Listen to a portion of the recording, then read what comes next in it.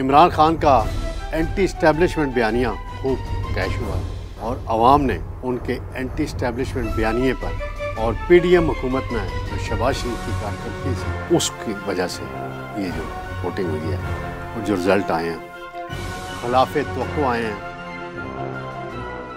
بسم اللہ الرحمن الرحیم، میں ہوں طارق سمیع، ڈیلی ممتاز ڈیجیٹل کے ساتھ۔ ناظرین، اللہ تعالیٰ کے فضل و کرم سے پاکستان کے اندر الیکشن ہو چکے ہیں، نتائج کافی حد تک آگے ہیں، ٹرینڈ بھی سامنے آ چکا ہے۔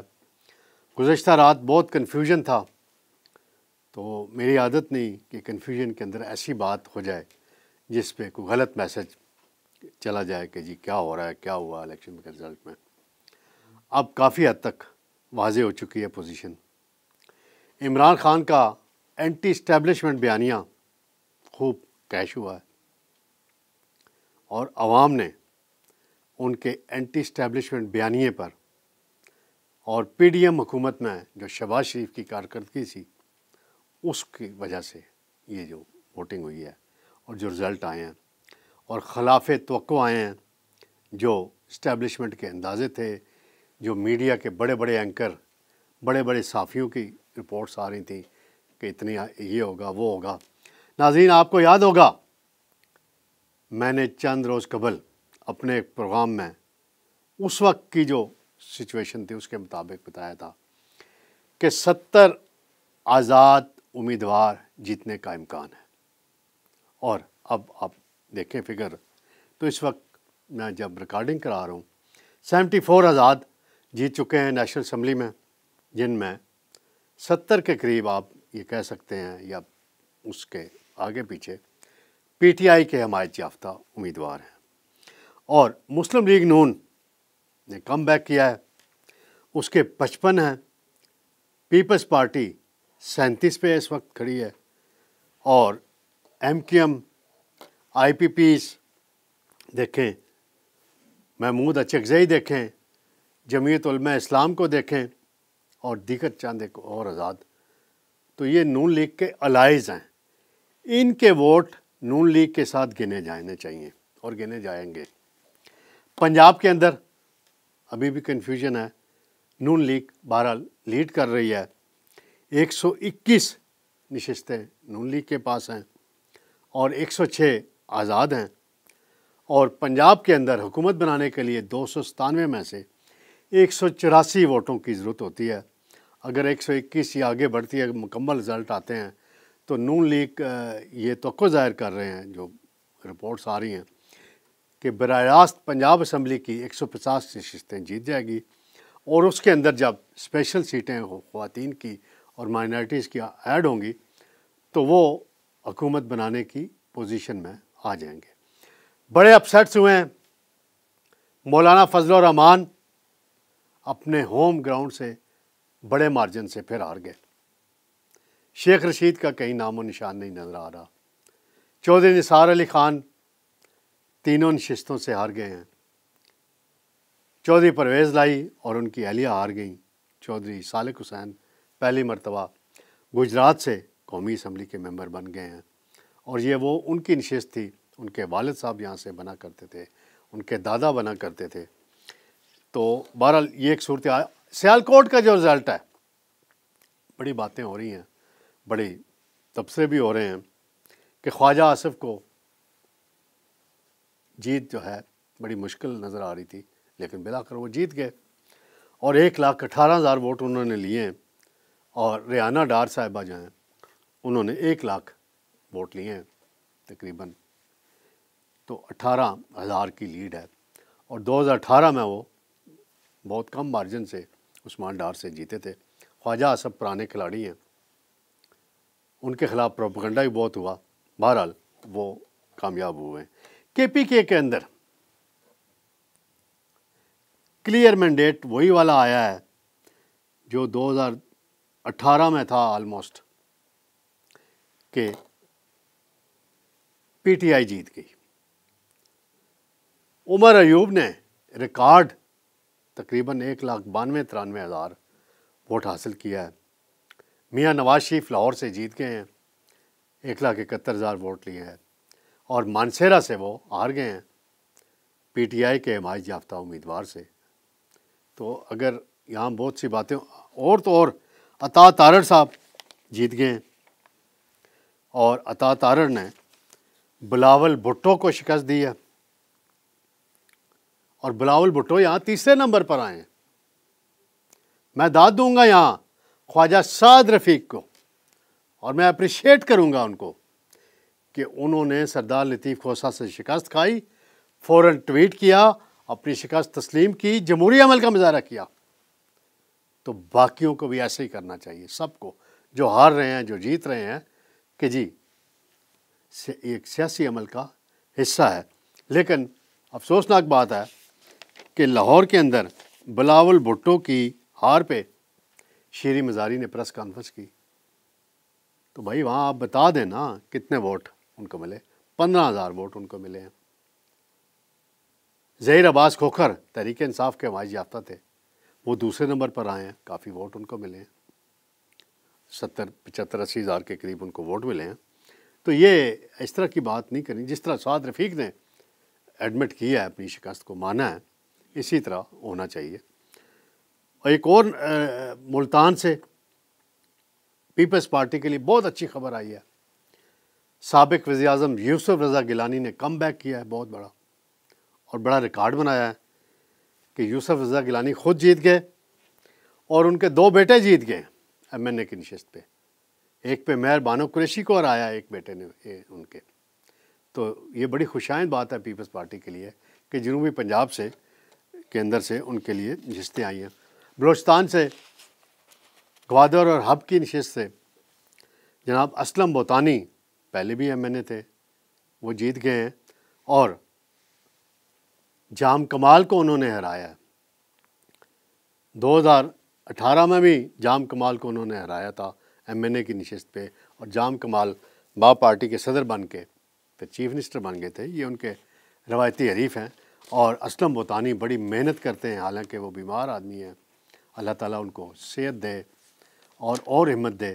عوام کی خدمت کرتے ہیں وہ میں نے ان کو بڑے قریب سے آبزرو کیا ہے، ان کی کارکردگی کو، اور ان کو میں مبارکباد دیتا ہوں. صادق سنجرانی 1000 ووٹ کے فرق سے صوبائی اسمبلی کی نشست مولانا فضل الرحمان کی جماعت کے رہنما سے جیت گئے ہیں. ناظرین، جو سب سے بڑی ایک ٹرینڈ آیا ہے نارتھ کے اندر، یعنی اٹک سے جہلم تک، جس میں اسلام آباد بھی آپ شامل کر لیں.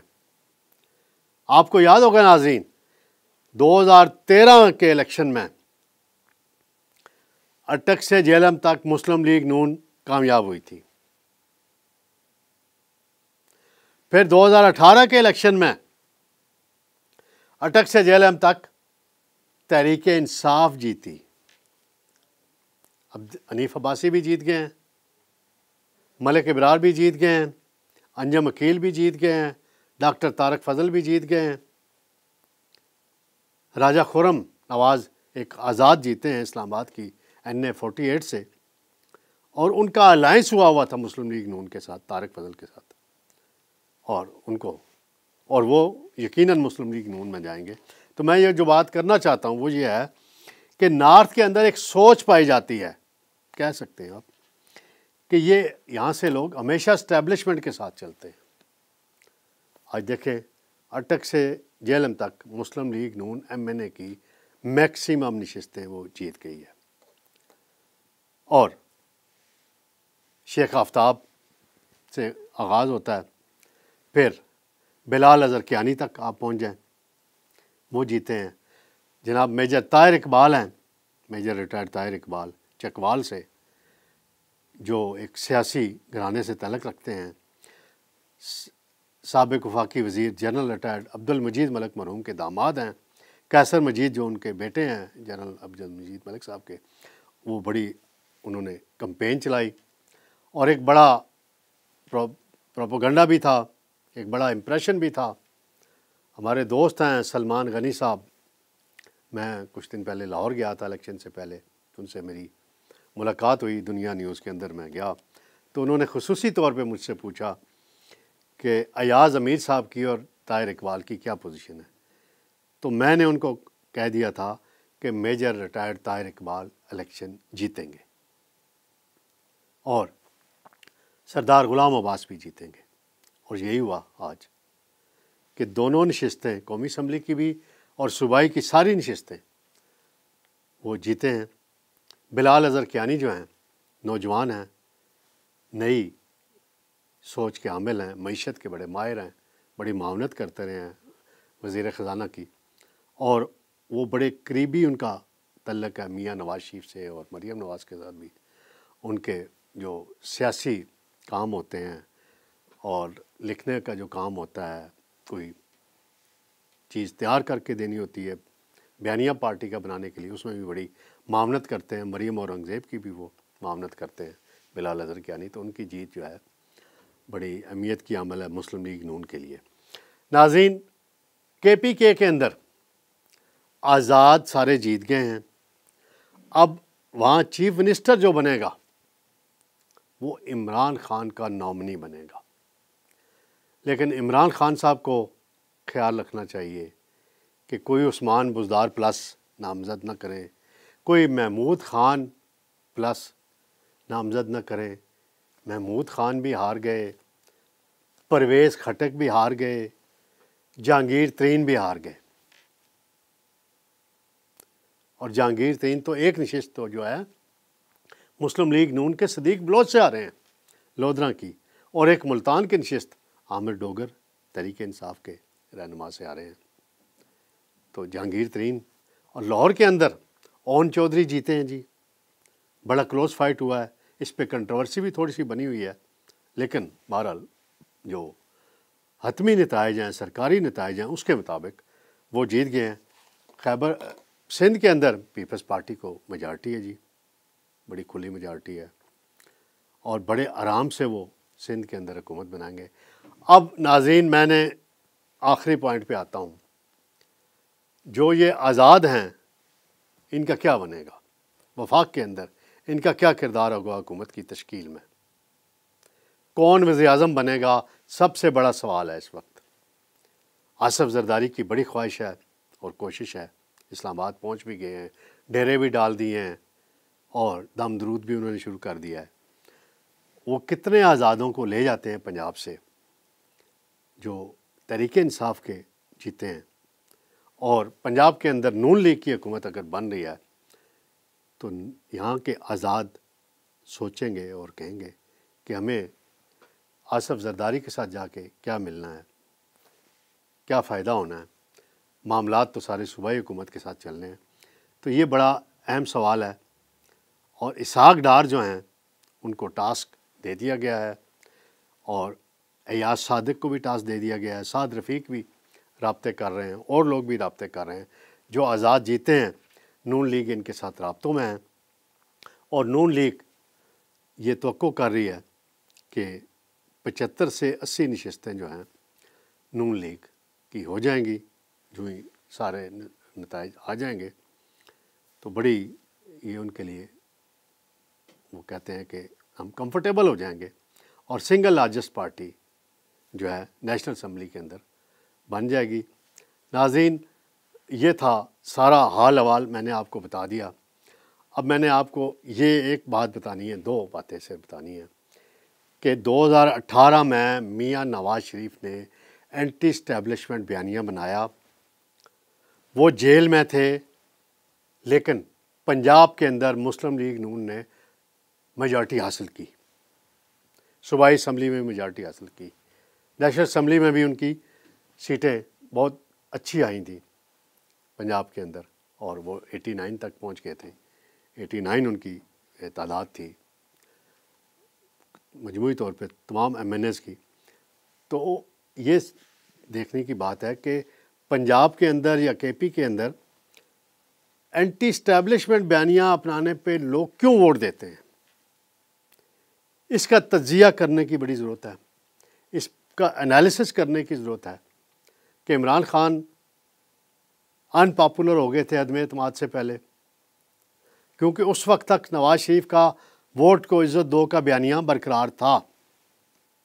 پھر ایک جم صورتحال تبدیل ہوئی، سائفر آیا، اور معاملات ہوئے، جنرل ریٹائرڈ باجوہ کے ساتھ لڑائی ہو گئی عمران خان صاحب کی اور انہوں نے بیانیہ بنایا اور اپنی مقبولیت کو وہ کہاں تک لے گئے۔